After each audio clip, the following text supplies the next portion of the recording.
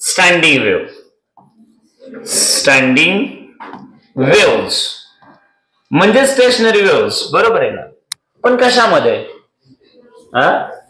In standing waves कशात करायच्या? In okay, ठीक आहे, इन अ स्ट्रिंग, बरोबर आहे ना? हा, पण ती कशी ठेवायची? तर फिक्स्ड ऍट बोथ एंड्स. म्हणजे याचा अर्थ नेमकं काय? तर साध्या सोप्या भाषेत सांगतो बाळांनो, आपल्याकडे एक दोरी आहे आणि त्या दोरीमध्ये आपल्याला वेव्स क्रिएट करायच्या. त्या पण कसल्या? स्टँडिंग स्टेशनरी वेव्स क्रिएट करायच्या. आता दोरी म्हटल्यानंतर दोरी माझ्यासाठी कोण असेल? तर दोरी माझ्यासाठी वेव्ह नसते. गेस करा बरं, दोरी काय असेल? एक दोरी आहे ना, रस्सी आहे ना, ही ती माझ्यासाठी काय म्हणून काम करेल? मीडियम तर करेल रेच बाळांनो. पण तुमच्या लक्षात आलं, अलॉंग द स्ट्रिंग ती दोरी म्हणजे रस्ता असेल ना, आणि त्या दोरीवरती एकाच वेळी किती वेव्स असतील? 2. आणि त्याच्यामुळे काय काय होणार? तिसरी. म्हणजे खरं तर त्या दोरीवरती किती वेव्स असतील? 3 वेव्स असतील. 3 वेव्ह असतील, पण त्या दोन्हीचा रिझल्ट तुम्हाला तिसरी दिसेल, सेपरेट दिसणार. म्हणजे बघा, तुम्हाला सायन्स इतकं म्हणजे मी नेहमी म्हणतो, तर परवा 11वीच्या लेकरांना तेच तुम्हाला 12वीला जसं विचारलं होतं की बाळांनो, या वायरमध्ये खूप खूप खूप सारे फ्री इलेक्ट्रॉन्स आहेत. तर म्हणलं हो. मी म्हटलं मग याच्या अक्रॉस कुठले पोटेन्शियल डिफरन्स किंवा कुठलीच बॅटरी जोडली नाही? म्हणलं काहीच जोडलं नाही, याच्या अक्रॉस काही जोडलेलं नाही. तर याच्यातले इलेक्ट्रॉन मोशन मध्ये असतील का? तर असतात. आणि पुन्हा बॅटरी जोडली, मोशन मध्ये असतात का? असतात. मग कधी जास्त स्पीड असेल? तो म्हणतो बॅटरी जोडल्यावर. जेव्हा बॅटरी नसते तेव्हा खूप खूप खूप लार्ज ह्यूज अमाऊंट मध्ये स्पीड असते. शिकलो ना आपण? मग सेम आपल्याला वाटते पण असते ते, नाही का? न्यूटन सरांच्या लॉज मध्ये सांगितलं जातं की एक ऑब्जेक्ट आहे किंवा एक बैलगाडी आहे. ती बैलगाडी जर ऑब्जेक्ट जर कंटिन्यू ढकलायचं असेल, आपल्याला कंटिन्यू ऑब्जेक्ट मोशन मध्ये हवा असेल, तर त्याच्यावर कंटिन्यू फोर्स लावावा लागतो असं आपल्याला दिसतं. पण न्यूटन सर काय म्हणतात? जर एक ऑब्जेक्ट मोशन मध्ये असेल तर तो मोशन मध्येच राहील कधीपर्यंत? जोपर्यंत त्याच्यावर दुसरा फोर्स पडत नाही तोपर्यंत. उलट म्हणजे हे आपल्याला कळतच नाही. आपली थिंकिंग एका लेवलपर्यंत असते, रियालिटीमध्ये वेगळंच असतं. मग एक स्ट्रिंग आहे, त्या स्ट्रिंगवर एकाच वेळी किती वेव्स असतात? आम्ही मात्र कोणाचा विचार करणार? एकाचा. कुठल्या एकाचा? तर ज्या 2 कंपोनंट वेव्ह पासून तिसरी वेव्ह बनली, रिझल्ट ना आमच्यासाठी, त्याला तुम्ही स्टेशनरी किंवा स्टँडिंग वेव्ह म्हणणार, त्याच्याबद्दल बोलणार. मग आता हे चांगलं कळण्यासाठी, हे तुम्हाला एकदम व्यवस्थित कळण्यासाठी मी अगोदर डायग्रामॅटिकली जातो, थोडीशी एखादी दुसरी डायग्राम काढतो, आणि ते डायग्राम झाल्यानंतर परत बेसिक कडे येतो. आपल्या कंडिशन्स काय, स्टँडिंग साठी कंडिशन्स काय असायला वगैरे वगैरे, पुन्हा मग वन बाय वन चालतो. तर आपण एक डायग्राम ड्रॉ केली समजा.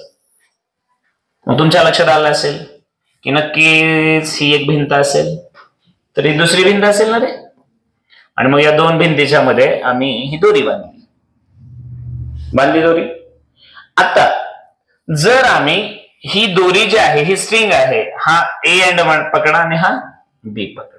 आता भिंतीचे एंड आहेत म्हटल्यानंतर नक्कीच तुमच्या लक्षात आलं असेल हे दोन्हीचे दोन्ही कसे रिजिड आहेत, बरोबर आहे की नाही? तिथं त्या पार्टिकलचं व्हायब्रेशन्स होणार असा अर्थ झाला, त्या भिंतीला टच झाली म्हणजे तिथं मुवमेंट होणार नाही. मग तुम्ही मला सांगा की या केसमध्ये ही जी दोरी आहे याच्यामध्ये एक जर क्रिएट करायचं आहे, त्याला वरायचं आहे, ताणायचं आणि सोडून द्यायचंय. तुम्ही विना गिटार बघितलेलं असतं, एक तार असते त्याला आपण ओढून सोडत असतो, व्हायब्रेशन्स क्रिएट करत असतो. आलं का लक्ष? सेम त्या पॅटर्न मध्ये जाऊ आपण. मग आता इथं तुम्ही या कंडिशन मध्ये आला. तिथं आता पॉइंट काय आहे की या स्ट्रिंग मध्ये वेव्स कशी बनवायचे? स्टँडिंग वेव्ह बनवायचे. पण बेसिकली स्टँडिंग वेव्ह साठी बेसिक क्रायटेरिया काय आहे? तर स्टँडिंग वेव्ह साठी फिक्स्ड नोड्स असतात ना रे, बरोबर आहे की नाही? आणि त्या 2 नोड मध्येच त्या वेव्हचं काय होत असतं? व्हायब्रेशन होत असतं. जर नोड मूव्ह होत असतील तर तुम्हाला माहित आहे तिथं एनर्जी डेसिपेट होईल ना. मग त्या वेव्स तिथंच टिकून राहतील का? थोड्या वेळाने त्यांची एनर्जी संपेल आणि त्या व्हॅनिश होतील, असा अर्थ झाला त्याचा. म्हणजे बेसिकली आम्हाला माहित आहे की आम्हाला व्हायब्रेशन करायचं असेल तर नोड कसे लागतात, फिक्स लागतात. आणि म्हणून तुमच्या लक्षात आलं पाहिजे की आता माझ्यासाठी ए आणि बी या केसमध्ये ए अँड बी हे काय म्हणून काम करतील, तर हे नोड्स म्हणून काम करतील. बरोबर आहे का? काय म्हणून काम करतील? नोड्स म्हणून काम करतील. मग जर ए आणि बी हे नोड्स म्हणून काम करतील तर या केसमध्ये असं हे ए आणि बी फिक्स नोड झाले.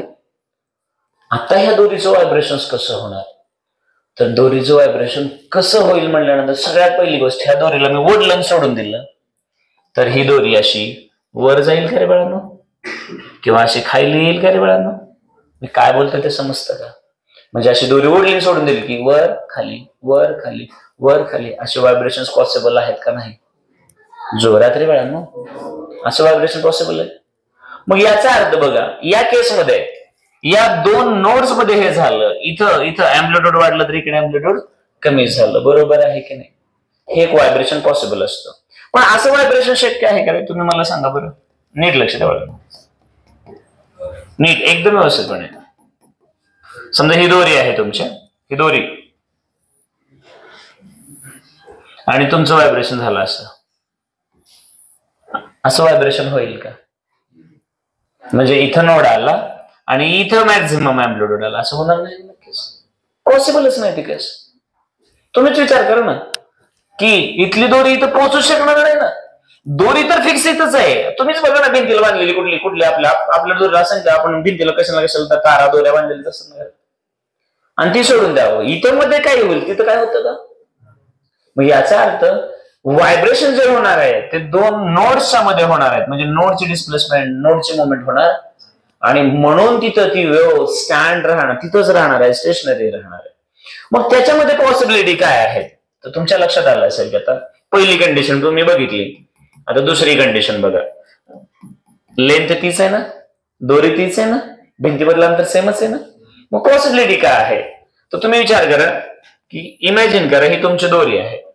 तर मला असं वाटतं एक पॉसिबिलिटी अशी पण आहे. बरोबर आहे का? अरे एक पॉसिबिलिटी आहे की नाही? बघा ना, नोड आहे का? हा, मध्ये नोड आलं म्हणणे, पण हे फिक्स नोड मध्ये व्हायब्रेशन चालू झालं. मग याचं अँप्लिट्यूड वाढलं तर याचं, आणि जर याचं कमी झालं तर याचं वाढणार. ही एक पॉसिबिलिटी आहे. आता तुम्ही मला सांगा, परत माझ्याकडे एक पॉसिबिलिटी आहे. भिंत तीच आहे, दोरी तीच आहे. आता व्हायब्रेशन असंही होऊ शकतं याच्यामध्ये 1, 2 आणि 3. म्हणजे बघा, अँप्लिट्यूड वाढलं कमी झालं वाढलं, पण इथं नोड्स आहेत ना. इथे एक नोड आहे आणि इथं. मग या दोन नोडच्या मध्ये व्हायब्रेशन होणार. बरोबर आहे की नाही? आणि बघा मग व्हायब्रेशन होणार किंवा व्हायब्रेशनच्या पॉसिबिलिटीज काय आहेत त्याच्यावरून आम्ही त्याला नावं दिलेली असतात. कुठला मोड ऑफ व्हायब्रेशन आहे मला कसं समजणार? मग एकच दोरी आहे पण त्या दोरीचा आवाज वेगवेगळा येऊ शकतो. एकच गिटार आहे, त्याचा आवाज वेगवेगळा येऊ शकतो. मग नेमकं असं काय होत असेल? का बरं आम्हाला? कारण त्याची फ्रिक्वेन्सी वेगवेगळी असते. मग फ्रिक्वेन्सी का वेगळी होते तर त्याची कारण आता आपण बघणार आहोत. तुम्हाला सगळ्यांना माहित आहे, आपल्याला जो आवाज ऐकायला येतो, तुम्हाला माहितच असेल, माणसाचा कान या रेंज मध्ये काम करतो ना रे, या रेंज मध्ये काम करतो ना. मग हे काय आहे? फ्रिक्वेन्सी. बरोबर आहे की नाही? याच्यापेक्षा कमी किंवा याच्यापेक्षा जास्त झाली तर आपल्याला तो आवाज ऐकू येत. बऱ्याच प्राण्यांना आपल्यापेक्षा वेगवेगळे आवाज ऐकू येतात बरं का, आपल्याला येत. आता मुद्दा असा आहे की आपलं लक्ष असेल फ्रिक्वेन्सीकडे. ऑब्विसली फ्रिक्वेन्सी म्हटलं की इनडायरेक्टली काय आलं? वेव्हलेंथ आली. आणि फ्रिक्वेन्सी आणि वेव्हलेंथ म्हटलं की काय आलं? वेलॉसिटी आली. हे सगळेच्या सगळे रिलेशन झालेत ना आपल्यासाठी. आणि या केसमध्ये कदाचित वेलॉसिटीसाठी आपल्याला आणखी एक नवीन फॉर्म्युला तुम्हाला बघायला मिळतो. आणि हा आहे जवळपास 100-200 फॉर्म्युलामध्ये एखादा दुसरा जो रेडीमेड फिट केलेला असतो त्याच्यापैकी हा एक फॉर्म्युला आहे. याच्यामध्ये हे असणार आहे टेन्शन आणि हे असणार आहे मास त्या दोरीचं, पण टोटल दोरीचं नाही तर मास पर युनिट लेंथ. म्हणजे फॉर एक्झाम्पल ही जर दोरी असेल 10 मीटर, किती दोरी आहे? आणि तुम्ही जर म्हटलं 100 ग्रॅम पर मीटर म्हणजे एका मीटरचं किती झालं 100 ग्रॅम, असं हे मास आहे. लक्षात आलं का? मग याच्यावरती आता आपली 1 बाय 1 चर्चा होईल. पण मला असं वाटतं एक थीम लक्षात आले असेल, व्हायब्रेशन्स लक्षात आले असतील आणि मग तुम्हाला कळेल की एखादी दोरी मॅक्झिमम किती वेव्हलेंथ देऊ शकते, मॅक्झिमम फ्रिक्वेन्सी कशी असेल, मिनिमम फ्रिक्वेन्सी कशी असेल, या सगळ्या प्रश्नांची उत्तरं तुम्हाला आता मिळणार आहेत. तर सगळ्यात अगोदर शांत डोक्याने बघितलं, आम्ही परत एकदा ब्रँड न्यू पेजवर जातो. तुमच्या लक्षात आलं असेल आमच्यासाठी इकडे मी याला नाव दिलं, आता समजा ए आणि बी. ए आणि बी या दोन माझ्यासाठी भिंती आहेत ना रे बाळांनो. दीज आर दी 2 वॉल्स आहेत आणि या दोन वॉलच्या मध्ये आम्ही एक एक्स पॉइंट आणि वाय पॉइंटला आम्ही एक स्ट्रिंग बांधलेली, एक दोरी बांधलेली आणि त्याच्यामध्ये with the help of plucking म्हणा, with the help of jerk म्हणा, तुम्ही काय क्रिएट करणार आहात, डिस्टर्बन्स क्रिएट करणार आहात. त्याला तुम्ही दुसरं नाव दिलेलं असतं व्हायब्रेशन. बरोबर आहे की नाही? मग आता जी दोरी जी व्हायब्रेट होणार आहे त्या दोरी व्हायब्रेशन कशी होणार आहे, तर मी आता याच्यामध्ये घेतलं फर्स्ट मोड ऑफ व्हायब्रेशन घेतला. First mode of vibration. Vibration कशा कशा पद्धतीने होऊ शकतं त्याच्यातला मी फर्स्ट मोड घेतला आणि हे माझ्यासाठी खूप महत्वाचं आहे कारण मी यालाच नाव देणार आहे फंडामेंटल. जे काही माझं पुढे चालणार आहे मी याला रेफरन्स धरून, त्याच्यामुळे पहिली कंडिशन खूप महत्वाची मॅटर करते. मग मी या दोरीला असं ओढलं आणि सोडून दिलं. ओढून सोडून दिल्यानंतर याच्यामध्ये क्रायटेरिया काय होतं फर्स्ट मोड मध्ये, तर तुमच्या लक्षात आला की एल ही दोरीची टोटल लेंथ आहे. चालेल का ना? आता तुम्ही मला सांगा, दोरी ओढली आणि सोडून दिली, पॉसिबिलिटी आहे नाही ही दोरी अशी वरती जाऊ शकते किंवा अशी खाली येऊ शकते, म्हणजे वर खाली वर खाली वर खाली वर खाली होऊ शकते. या केसमध्ये एक्स आणि वाय हे जर दोन नोड सोडले तर मध्ये कुठं नोड आहे का? नाही. मग याचा अर्थ तुम्ही इमॅजिन करा की नोड आणि नोड तुम्हाला आठवत असेल कारण परवा तर झालेलं आहे. आपण स्टेशनरी वेव्ह बघितल्यानंतर हा एक नोड आहे ना, हा एक दुसरा नोड आहे. दोन सक्सेसिव्ह नोड मध्ये किती डिस्टन्स असतं आपण केलेलं आहे ना, लॅम्बडा बाय केलंय का नाही आपण? मग तुम्ही मला सांगा या एक्स वाय मध्ये डिस्टन्स किती असू शकेल? Lambda by. म्हणजे ही पूर्ण वेव्ह आहे का अर्धी आहे? अर्धी वेव्हलेंथ असेल ना. मग इमॅजिन करा याची पुढची बाजू जर आम्ही ही वेव्ह पकडली ही, याची पुढची बाजू तेवढीच इकडे असायला पाहिजे ना. मग हे जर हे 1 मीटर असेल तर ही अर्धी वेव्हलेंथ आहे, मग पूर्ण वेव्हलेंथ कितीची असायला पाहिजे? 2 मीटरची असायला पाहिजे. समजतंय का? नक्की कळतंय का? कारण वेव्हलेंथचा अर्थ कळतो ना तुम्हाला. हे पॉझिटिव्ह हाफ सायकल म्हणजे इकडे काय राहिलं? निगेटिव्ह. इकडे मागे पुढे कुठे, पण हे मात्र किती राहिलं? अर्धच.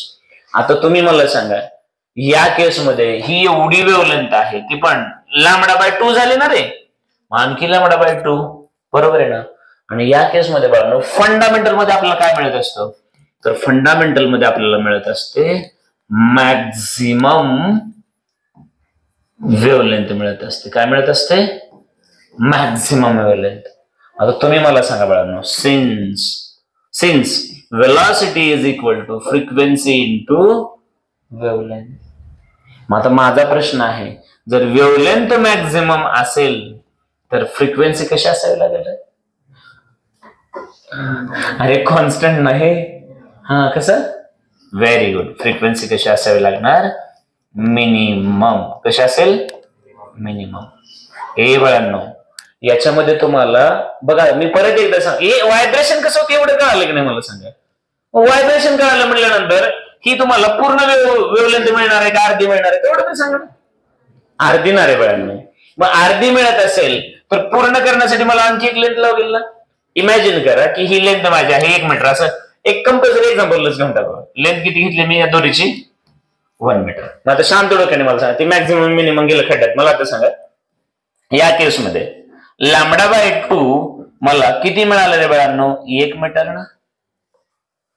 Therefore lambda is equal to काय होणार? 2 मीटर होणार ना. होणार की नाही? मग याचा अर्थ ही अर्धी वेव्हलेंथ राहिलेली अर्धी इमॅजिन करा म्हणलं याच्या पुढे. मग तुम्ही विचार करा की या केसमध्ये बघा, पहिल्या केसमध्ये मला मॅक्झिमम मिनिमम केलं खेळतात, वेवलेंथ किती भेटली?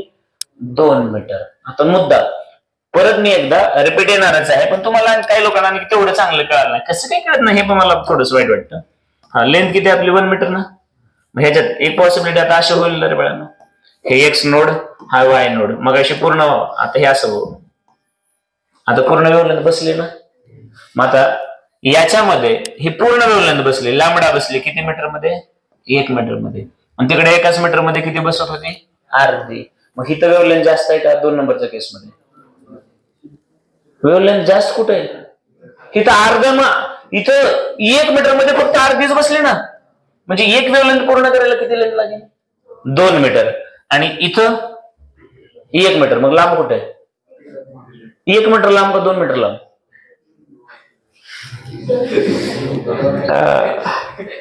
एक डोकी तुझी गोळी घेऊन येतं का? नाही, काय झालंय मला कळेल ना. अरे सोपा साधा प्रश्न करायला नाही का तुम्हाला? मग आता याच्यानंतर आम्ही किती जरी याच्यामध्ये वेळ ऍड करायचे म्हणून आमची वेळ कमीच होत जाणार आहे ना. एवढा कॉमन सेन्स आहे. बरं, आता मुद्दा असा आहे, परत एकदा इकडे आलो बाबांनो. मी साधा प्रश्न काय विचारला? सिन्स 10वीला गेलो, C is equal to F lambda केलं किंवा V is equal to F lambda केलं, velocity is equal to frequency into wavelength घेतले का नाही ते 100 वेळा आतापर्यंत. मग याच्यामध्ये हे कॉन्स्टंट आहे म्हणल्यानंतर जेव्हा दोघांचा प्रोडक्ट कॉन्स्टंट असतो, प्रॉडक्ट म्हटलं, आता थोड्या वेळासाठी आपण 5वीला किंवा 6वीला जाऊया. 5वीला किंवा 6वीला गेलो मी, तर आता मला सांगा सगळ्यात अगोदर हे याला काय म्हणता येईल रे? इक्वेशन. Very good. म्हणजे लेफ्टला काय तर लिहिणार, राईटला काय? इकडे लिहिलं मी सी हेच, आणि इकडे लिहिलं फ्रिक्वेन्सी इंटू. आता वेवलेंथ मी कशी ठेवली? म्हणजे ह्या दोघांचा प्रॉडक्ट कसा आहे? मग जेव्हा प्रॉडक्ट कॉन्स्टंट असतो त्याला कसलं रिलेशन म्हणायचं? दोन संख्येचा प्रॉडक्ट कॉन्स्टंट आहे, ते कसलं रिलेशन झालं? इनवर्स. ह्याला अर्धा तास लावायला ते कसला रिलेशन? इनवर्स. मग इनवर्स याचा अर्थ देअरफॉर म्हणलं frequency is equal to C by lambda. मग फ्रिक्वेन्सी कॉन्स्टंट आणि इक्वलिटी प्रोपोर्शनलिटी आणला असं केलं चालेल का? मग wavelength is inversely proportional to. मग ज्या केसमध्ये जास्तीत जास्त वेवलेंथ आहे त्या केसमध्ये कमीत कमी काय असते? समजलंय का आता? तरी एवढं सांगावं लागतं असलं काय रे? मला सांगा, हे नक्की कळालंय का? मग फर्स्ट व्हायब्रेशन किंवा फर्स्ट मोड ऑफ व्हायब्रेशन, बघा पहिला मोड ऑफ व्हायब्रेशन मध्ये आपल्याला मॅक्सिमम काय मिळत असते बाळांनो? वेवलेंथ. आणि मिनिमम, म्हणून त्याला म्हटलं जातं, त्याला याला म्हटलं जातं फर्स्ट हार्मोनिक म्हटलं जातं. काय म्हटलं जातं? First harmonic. किंवा यालाच म्हटलं जातं फंडामेंटल. लक्षात आलं का? किंवा त्यालाच आम्ही नाव दिलं first mode of vibration. First mode of व्हायब्रेशनलाच आम्ही काय म्हटलं? फर्स्ट. आणि मग फर्स्ट हार्मोनिक काय सांगतो? तर तिथं मल्टिपल वेव्हज क्रिएट होतील, मल्टिपल फ्रिक्वेन्सी क्रिएट होतील. असं जरी असलं तर त्या पर्टिक्युलर लेंथसाठी, त्या पर्टिक्युलर दोरीसाठी मिनिमम फ्रिक्वेन्सी किती असेल किंवा मॅक्झिमम वेवलेंथ किती असेल याच्याबद्दल इन्फॉर्मेशन देत असतो. आम्हाला हे मॅथमॅटिकल अनालिसिस सोडून आम्ही दुसऱ्यातच असतो. तिथं असं काढायचं, तिथं असं फॉर्म्युला लिहायचं. अरे नको, तिथं लक्ष जास्त देतात तुम्ही. जिथं जास्त द्यायचं तिथं लक्ष देत नाही. ही फिक्स 2 भिंती आहेत आणि त्या 2 भिंतीमध्ये 1 मीटर दोरी आम्ही लावली.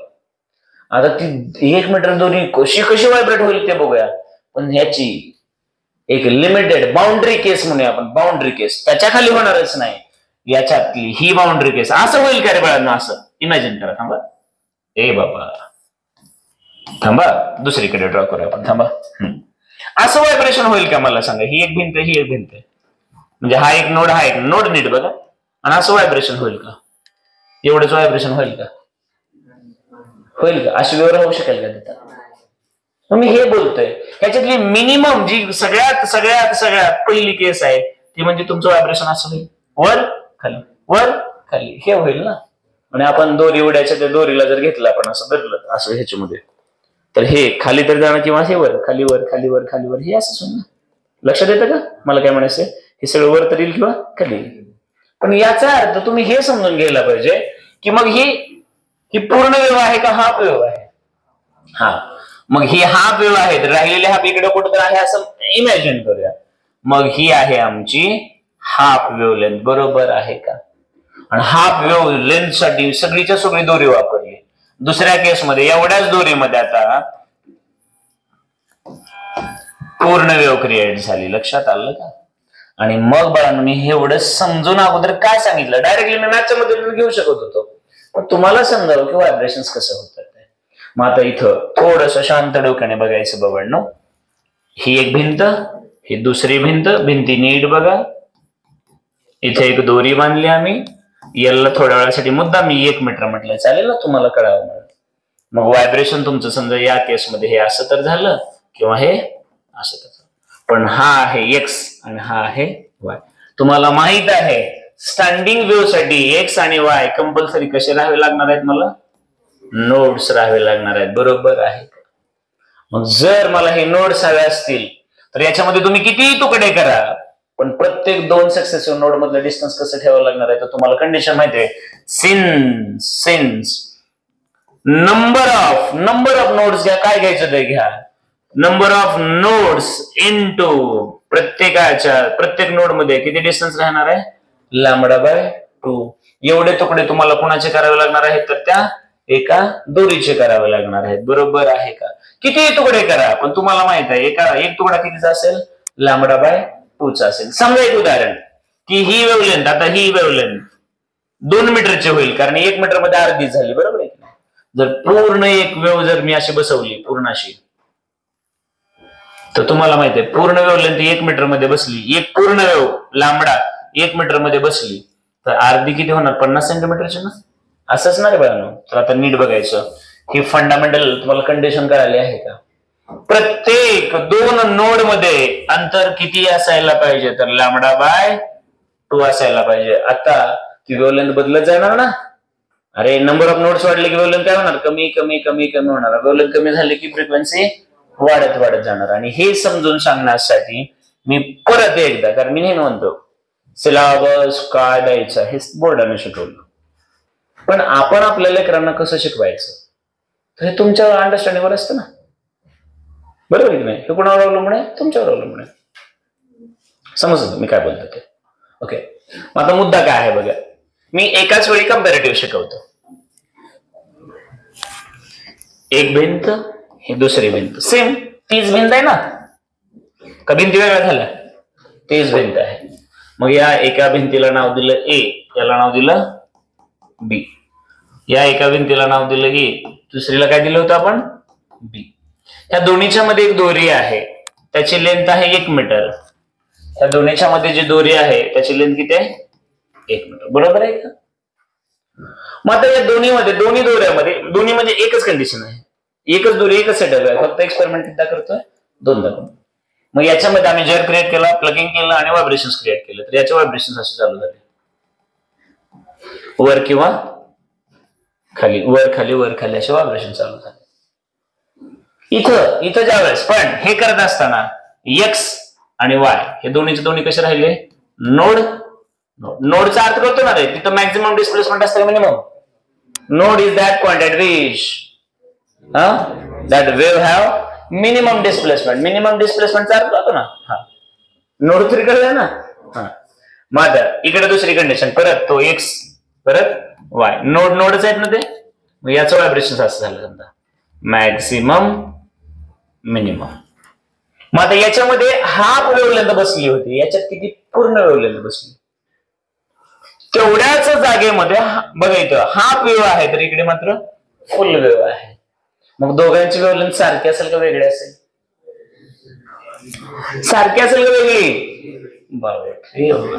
इथं अर्धी वेव्हलेंथ आहे, वेव्हलेंथ अर्धी कितीत आहे? 1 मीटर मध्ये, आणि इथं पूर्ण वेव्हलेंथ कितीत आहे? 1 मीटर मध्ये. मग हे lambda is equal to 2 metre होईल ना रे, आणि इकडे लॅम्बडा इज इक्वल टू, म्हणजे दोन्ही वेव्ह दोरी सेम आहे, सगळं सेम आहे, पण ज्या वेव्ह क्रिएट झाल्या त्या सेम आहेत का वेगवेगळ्या आहेत? कारण इकडे वेव्हलेंथ आहे 2 मीटर, तर इकडे किती झाली? इकडे आहे 2 मीटर, इकडे झाली.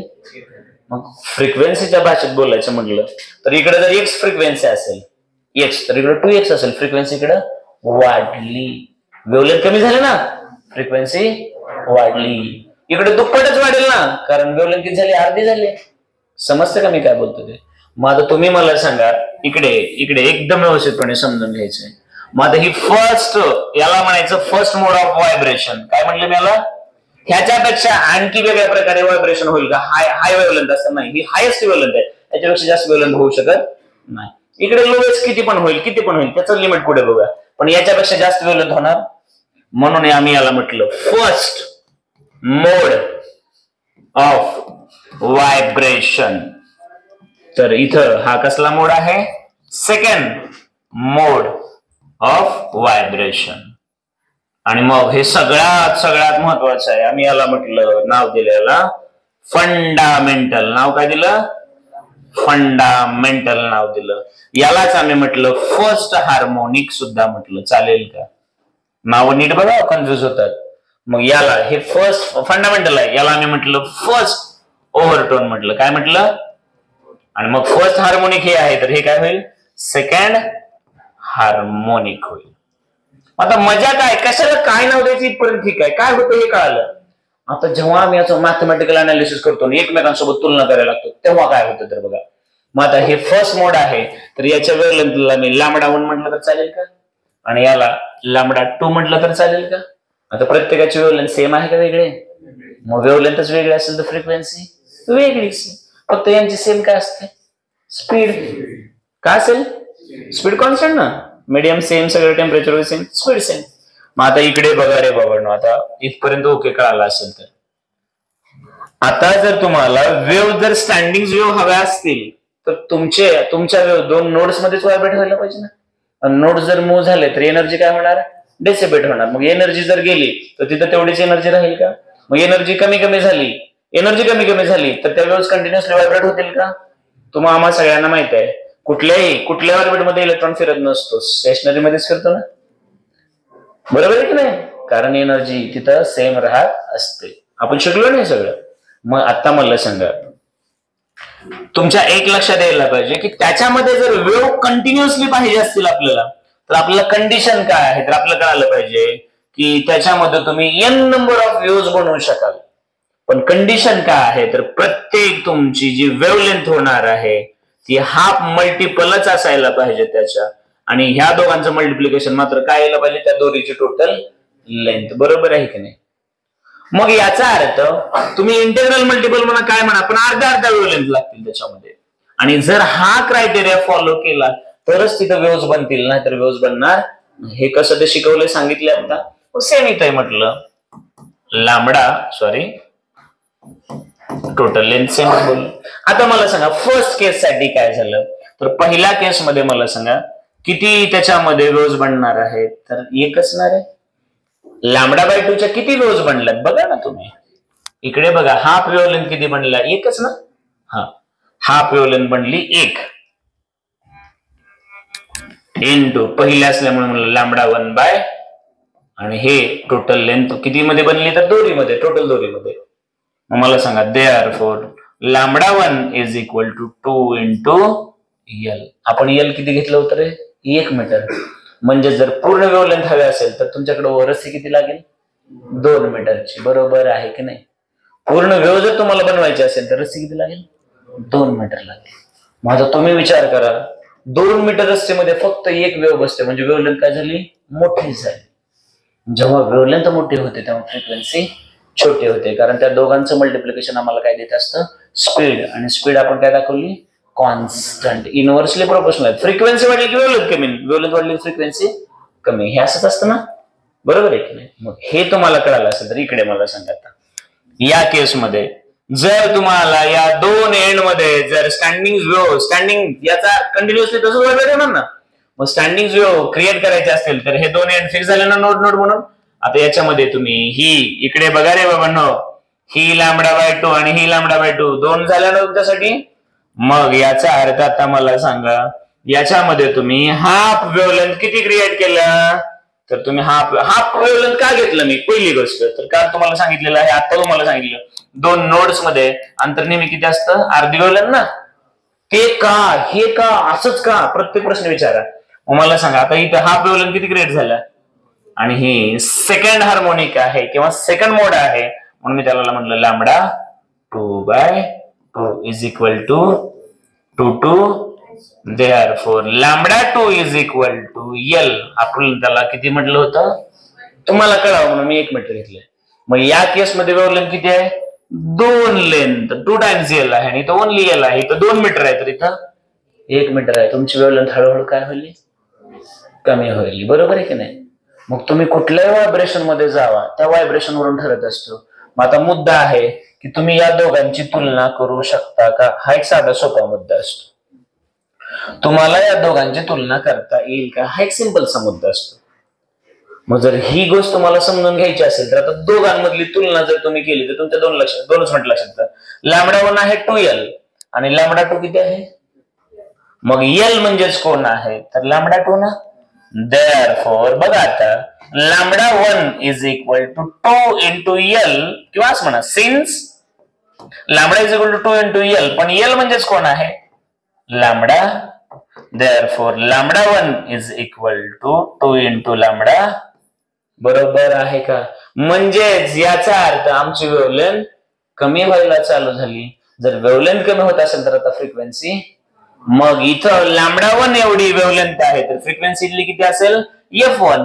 इथं लॅमडा 2 एवढी वेव्हलेंथ आहे तर फ्रिक्वेन्सी किती असेल. समजतं का मी काय बोलतोय ते कळतंय का सगळ्यांना.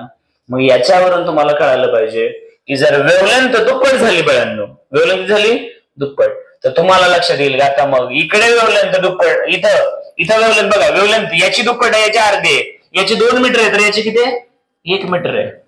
मग वेव्हलेंथ कोणाची दुप्पट असेल कोणाचं उलट असेल ना इनव्हर्सली प्रोपोर्शनल. मग याची आम्ही फ्रिक्वेन्सी घेतली F1 आणि याची घेतली F2 तर फ्रिक्वेन्सी असेल ना रे F2 is equal to 2 into F1 उलट असेल ना. तर म्हणजे याची फ्रिक्वेन्सी दुप्पट आहे पण वेव्हलेंथ आणि याची वेव्हलेंथ दुप्पट आहे पण फ्रिक्वेन्सी हाफ आहे असा त्याचा अर्थ होतो. हे पण मॅथमॅटिकल अनालिसिस लगेच करायचंय पण त्याच्या अगोदर माझ्या डोक्यात होतं फक्त आणि फक्त अंडरस्टँडिंग करणे. तर जर हे तुम्हाला कळालं असेल बाळांनो तर प्लीज हे एवढं घ्यावं लागणार आहे. मग आता एकंदरीत ही कंडिशन आहे आणि मी तुम्हाला परत याच कंडिशनवरती थोडस बोलणार आहे. एकदा तुम्हाला फर्स्ट सेकंड कळालं की थर्ड फोर्थ फिफ्थ यंत काय 1000 10,000 कोटीपर्यंत तुम्ही आरामात जाऊ शकता पण पहिल्यांदा आम्हाला बेसिक कळायला पाहिजे.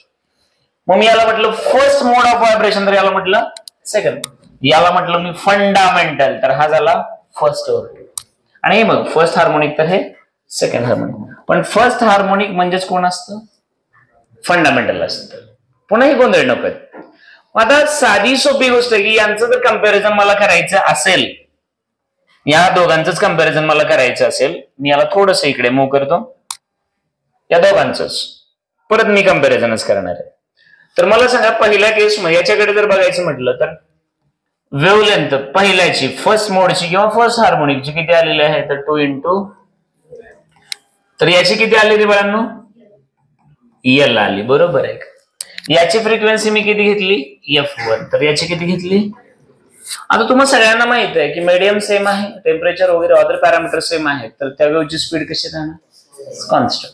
मग तुम्हाला माहित आहे since V is equal to F1 lambda 1 similarly V is equal to F2 lambda 2. मी काय बोललो समजलं ना. कारण हे कमी जास्त झालं किंवा हे जास्त झालं तर याला कमी व्हावं लागेल हे कमी झालं तर याला जास्त व्हावं लागेल पण व्हेलॉसिटी कशी ठेवावं लागेल मग याला मी म्हटलं 2 नंबर इक्वेशन. आता आमचा साधा सोपा मुद्दा आहे की 1 आणि 2 च्या लेफ्ट हँड साइड म्हणजे राईट सुद्धा एवढं तर कळतं ना. म्हणून आम्ही असं केलं झालं का therefore F1 lambda 1 is equal to F2 lambda 2. बरोबर आहे का. मग आता तुम्हाला ज्याचं रिलेशन बघायचंय ते बघू. मी म्हटलं असं therefore F1 बाय F2 हा इकडे आला तर हे काय होणार लॅमडा 2 बाय लॅमडा 1 असं होईल ना रे. किंवा तुम्हाला F2 काढायचंय तर हे उलट होईल और म्हणा F2 bye F1 is equal to काय होईल हे लॅमडा 1 बाय असं कराल तुम्ही. मग आता तुम्ही मला सांगा की या केस मध्ये इमॅजिन करा की तुम्हाला therefore frequency in second mode of vibration is equal to F1 हे मल्टिप्लिकेशन मध्ये गेलं लॅमडा 1 डिवाइड बाय लॅमडा 2. आता तुम्हाला चांगलं माहित आहे लॅमडा 1 म्हणजे 2L आलं होतं ना रे आणि लॅमडा 2 म्हणजे L L, therefore 2 into F1 ना रे बाळांनो, therefore F2 is equal to 2 into F1. म्हणजे पहिल्या केसमध्ये एक एक्झाम्पल म्हणून घेतो मी. पहिल्या केसमध्ये जर आमची फ्रिक्वेन्सी 100 हर्ट्स असेल तर दुसऱ्या केसमध्ये किती होणार? 200 हर्ट्स. समजलं मी काय बोललो ते? कळालं का? मग व्हायब्रेशन वेव्हलेंथ बदलल्यानंतर आवाज सुद्धा बदलत असतो बाळांनो. मग सेमच इन्स्ट्रुमेंट वेगवेगळे आवाज कसं देत असतं तर व्हायब्रेशन्स बदललेले असतात. व्हायब्रेशन्स बदलले की वेव्हलेंथ बदलली किंवा फ्रिक्वेन्सी बदलली, त्याच्यामुळे साऊंड वेगळा येत असतो. बरोबर आहे की नाही? समजतं का मी काय बोलतो ते? सोपं आहे ना? मग तुम्हाला याचं रिलेशन कळालं. आता मुद्दाम आपण आणखी पुढे F1 आणि F3 किंवा फर्स्ट मोड आणि थर्ड मोड मध्ये जाऊया. फर्स्ट मोड सगळ्या गावाला माहित आहे, मी त्याची परत तयारी करतो. इकडे बघा, तुम्हाला जोपर्यंत तुम्ही म्हणत नव्हता ओके कम्फर्टेबल आहे तोपर्यंत ही चालूच राहणार. काय झालं बरं? काय समजा 15 दिवस अगोदर जरी सिलेबस संपला तर तुम्ही घरी जाऊन काय अभ्यास करताय का? ही पहिली कंडिशन. याच्यामध्ये व्हायब्रेशन तुम्हाला माहित आहे, नोड टू नोड. असंच होईल ना पॉसिबल. मग सेकंड मोड तर घेतला मी, डायरेक्ट काय घेतो आता? थर्ड मोड घेतो. मग थर्ड मोड मध्ये भिंत तीच आहे, समजा ए बी तीच दोरी आहे, समजा एक्स तोच नोड आहे, वाय तोच नोड आहे. बरोबर आहे ना? आणि याच्यामध्ये मी आहे असं बसवलं आता, किंवा हे थोडंसं अलीकडे घेतलं, हे असं दाखवलं, हे असं दाखवलं आणि हे असं दाखवलं. मग आता तुम्हाला कळालं असेल नोड नोड. बरोबर आहे ना? मग आता मला सांगा, हे lambda by 2 lambda by 2 lambda by 2, पण थर्ड केसला असल्यामुळे लॅम्बडा 3 आणि लॅम्बडा 3. म्हणजे मी स्वतःला हा प्रश्न विचारणार आहे की या केसमध्ये लॅम्बडा 3 माझ्यासाठी कोण असणार आहे? तर वेव्हलेंथ कुठली? थर्ड हार्मोनिकची असेल. आता तुम्ही याला तिसरी केस बोलणार ना, मग तुम्ही काय म्हणणार याला? थर्ड मोड ऑफ व्हायब्रेशन असं तर बोलू शकाल, किंवा तुम्ही याला काय म्हणाल? थर्ड हार्मोनिक तर म्हणू शकाल, किंवा बाळांनो तुम्ही याला सेकंड ओव्हरटोन तरी. ओव्हरटोन एकाने मागे राहिला ना. का मागे राहिला? कारण फर्स्ट ओव्हरटोनला तुम्ही काय म्हणला? फंडामेंटल. बरोबर आहे ना? म्हणून मागे राहिला. रिझन लक्षात ठेवलं. तिथे ह्याला असं म्हणायचं, तसंच म्हणायचं, हे असं हे कर मागे पण पुढे. अरे कशासाठी? समजतं ना एवढं क्लिअर? मग आता तुम्ही मला सांगा, या सगळ्या गोष्टी क्लिअर झाल्या असतील तर आता आपण याचं आणि याचं कम्पॅरिझन करूया. याच्यामध्ये मला सांगा, since wavelength in first harmonic और fundamental is equal to 2L आलं होतं, शोधलं ना आम्ही. बरोबर आहे का नाही? आता याच्यामध्ये काय येईल ते तुम्ही मला सांगा. आता याच्यात तुम्हाला कळालं. हा, इथं कसं येणार तर तुम्हाला माहित आहे. सिन्स 3 का लिहिलं? इंटेग्रल मल्टिपल टाइम्स 3 का? याच्यामध्ये 3 वेळा 3 हाफ वेव्हलेंथ सापडले ना, लॅम्बडा 3/2. हे एवढं सगळं कशामध्ये सापडलं? एवढ्या लेंथ मध्ये. लेंथ किती आहे आमची? एल. बरोबर आहे का? मग याच्यात बघा, अर्धी अर्धी अर्धी 3 अर्ध्या वेव्हलेंथ सापडल्या. बरोबर आहे का? याच्यामध्ये एक अर्धी वेव्हलेंथ सापडली होती. हे एकच ना? नको, याच्यामध्ये एक अर्धी वेव्हलेंथ सापडली होती पहिल्या केस मध्ये. Therefore lambda 1 is equal to 2. हा, एक अर्धी वेव्हलेंथ, 3 अर्ध्या वेव्हलेंथ. पण लॅम्बडा 1 लॅम्बडा 2 लॅम्बडा 3 का म्हणावं लागलं? कारण लेंथ फिक्स असल्यामुळे तेवढ्यात बसणारी वेव्हलेंथ बदलत असते म्हणून. बरोबर आहे ना? मग आता तुम्ही मला सांगा, therefore lambda 3 is equal to 2/3.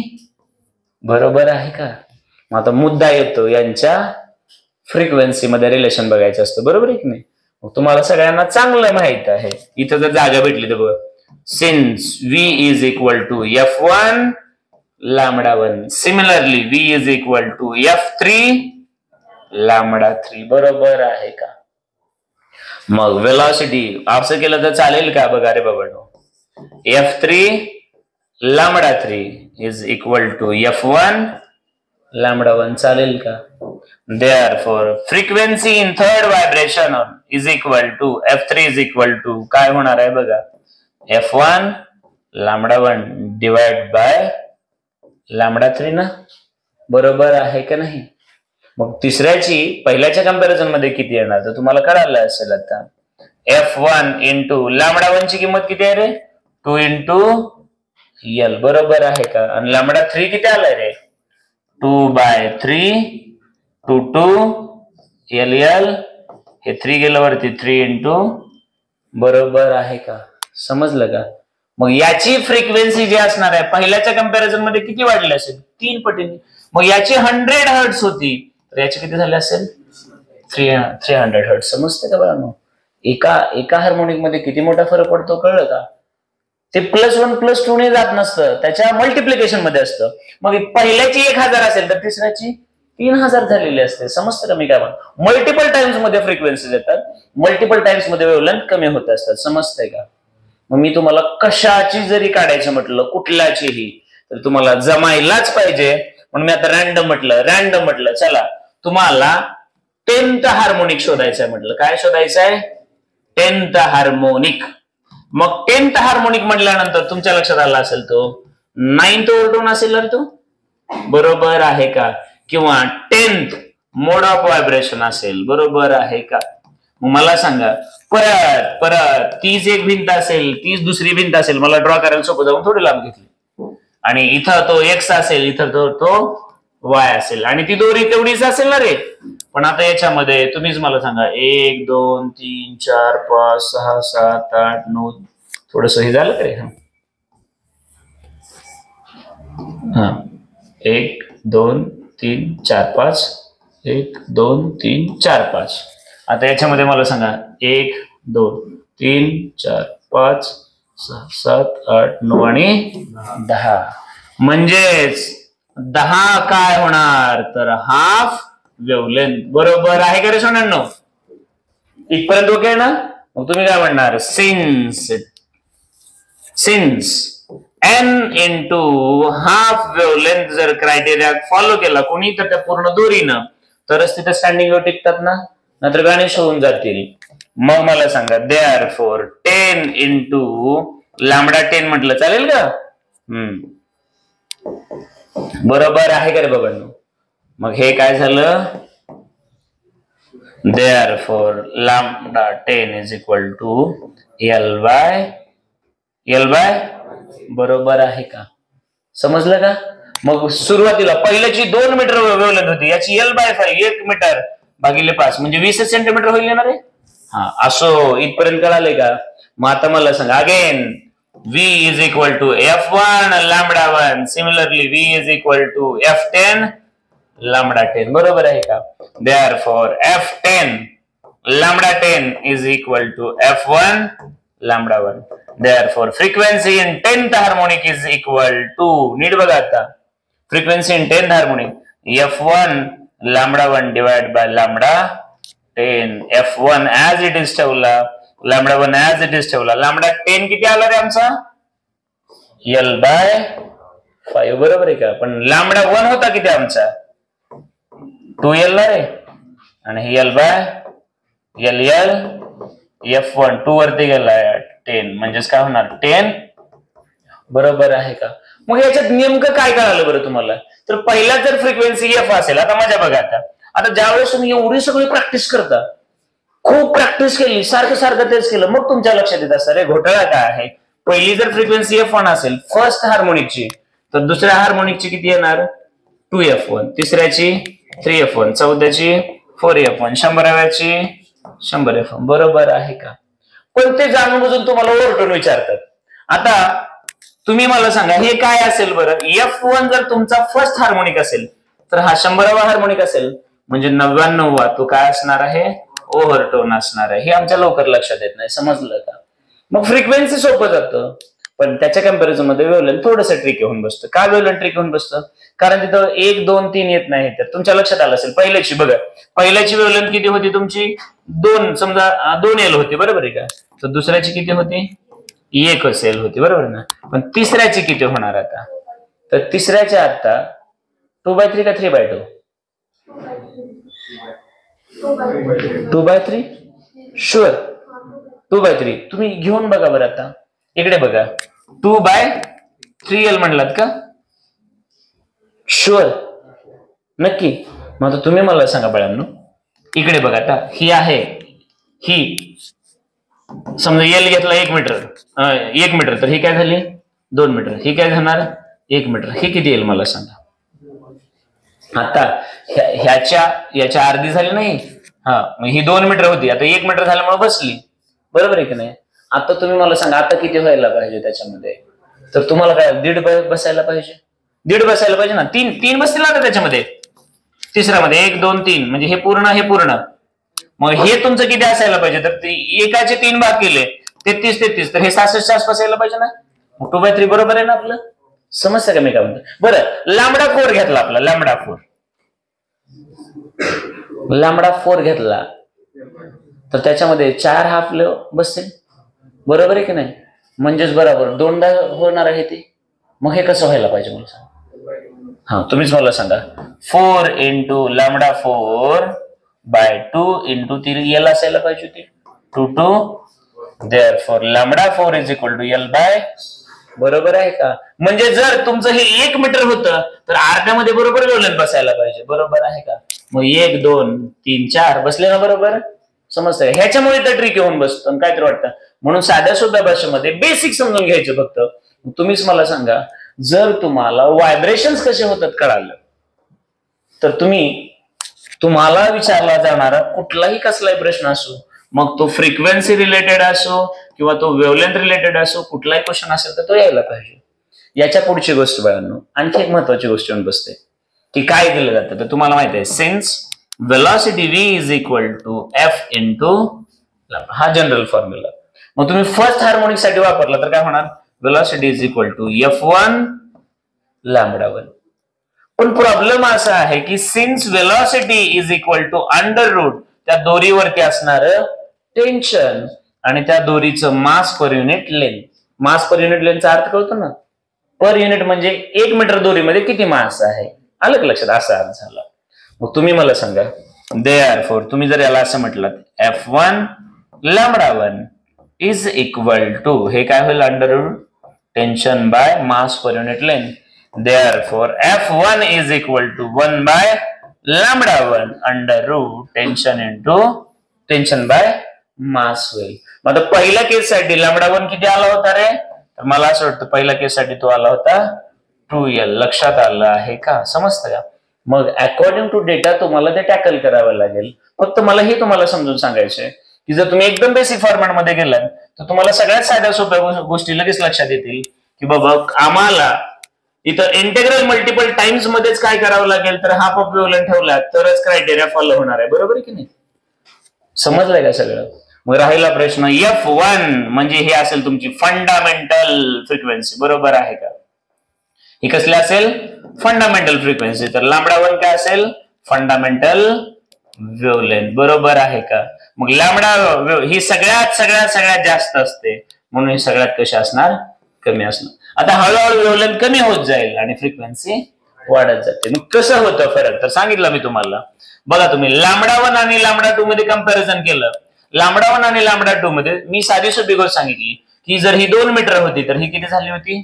1 metre. म्हणजे वेव्हलेंथ बरोबर काय झाली होती? अर्धी. मग हे जर 100 हर्ट्झ इथं असेल F1 तर F2 मात्र किती होणार? 200 हर्ट्झ. लक्षात आलं का? हे रिलेशन लक्षात राहतात, समजतात, कसे फॉर्म्युले बनतात, सगळ्या गोष्टी कळालेल्या आहेत का? मग जर तुम्हाला ही प्रत्येक गोष्ट कळाली असेल साधीतली साधी तर तुम्हाला एक छोटस काम करायचंय. आतापर्यंतचा जो पूर्ण सेक्शन झालाय तो पहिल्यापासून घ्यायचा आहे, तो ही नोट्स मध्ये